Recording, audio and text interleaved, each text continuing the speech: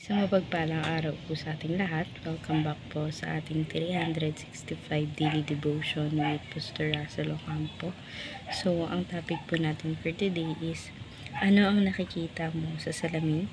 At mayroon po tayong concept na Old Covenant.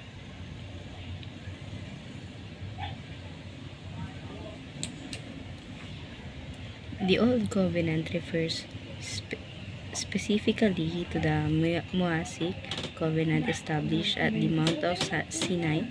It was divine agreement between God and Israel, filled with detailed law and ritual. Its purpose was to retain sin, government God's people, and ultimately point to the coming Messiah. Through glorious in this time, it was always meant to be temporary, a shadow of the better covenant fulfilled in Christ. At makikita po natin ito sa Hebrews chapter 8 verse 13. By calling this covenant new, He has made new first one obsolete. And what is obsolete and outdated will soon disappear. Sa Tagalog naman po, nang sabihin ng Diyos ang tungkol sa bagong tipan, pinawalang bisa na niya ang una, at anumang nawawala ng bisa at daluluma ay papalitan ng nawala.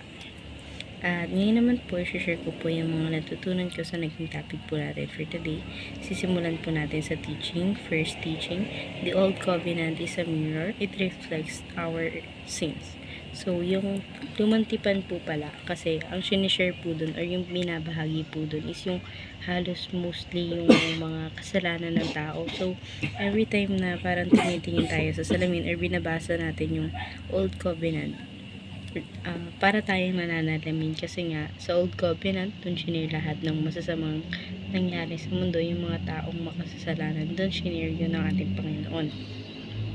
And syempre, nagre-reflect yun doon sa mga nagagawa nating sins. Kaya every time na babasahin natin yung Old Testament, para tayong mananalamin. Ngayon naman po sa second teaching po tayo. The Old Covenant is a judge.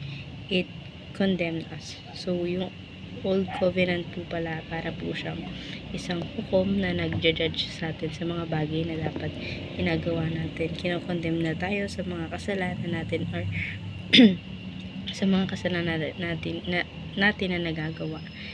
Binibigyan niya tayo ng pag-iisip na hindi na dapat gawin, or dapat ihingi natin ng tawad yung bagay na yun. Ngayon naman sa third teaching na tayo, the Old Covenant is a tutor. It points to Christ. So, yung lumang tipan po pala, para po siyang tagapagturo sa atin na hindi na dapat natin gawin yung mga bagay na dapat natin gawin.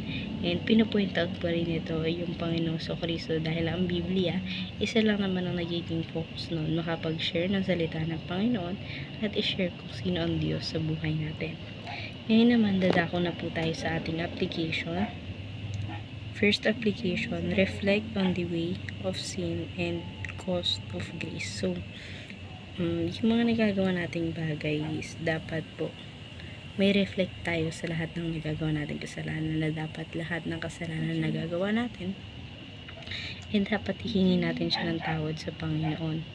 And syempre, yung kasalanan na nagagawa natin, meron siyang cost, which is yung grace na ibinibigay sa atin ng Panginoon. Ngayon naman po sa second application na tayo, rejoice in the freedom and grace found in Christ. So, maging masaya tayo sa binibigay ng kalayaan sa atin ng Panginoon, yung buhay na ibinibigay niya sa atin, na mayroon tayong magandang buhay na ibinabahagi sa atin ng Panginoon. At syempre, yung biyayang ibinibigay niya sa atin ng Panginoon, dapat maging mapagpasalamat tayo every time na binibiyayaan tayo ng Panginoon.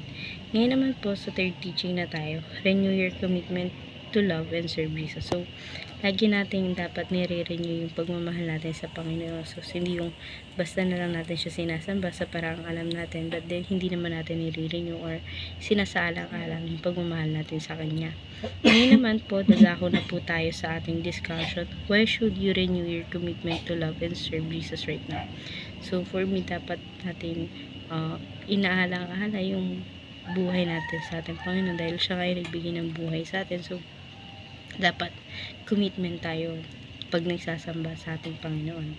Ngayon naman po sa ating alternative question, what have you learned from this devotion? So, ang natutunan ko po sa devotion na to na hindi na dapat natin pang binabasa yung Old Testament dahil alam naman natin sa sarili natin na tayo na yung dating tayo so iniwan na natin yun. And ngayon, magpo-focus na tayo sa bagong tayo. And ayun na yung New Testament na ibinigay sa atin ng Panginoon. Ngayon naman po sa second alternative question natin, how can you practically apply our devotion? So, maa-apply ko po siya sa aking sarili sa pamamagitan ng sa mga bagay na dapat hindi na natin mga ginagawa. Kagaya na rin yung kasalanan na alam naman na natin na kasalanan yun, pero yung iba patuloy pa rin ginagawa. So, dapat iniiwasan natin yung mga bagay na yun. So, ayun lamang po for our today's discussion. Thank you for watching.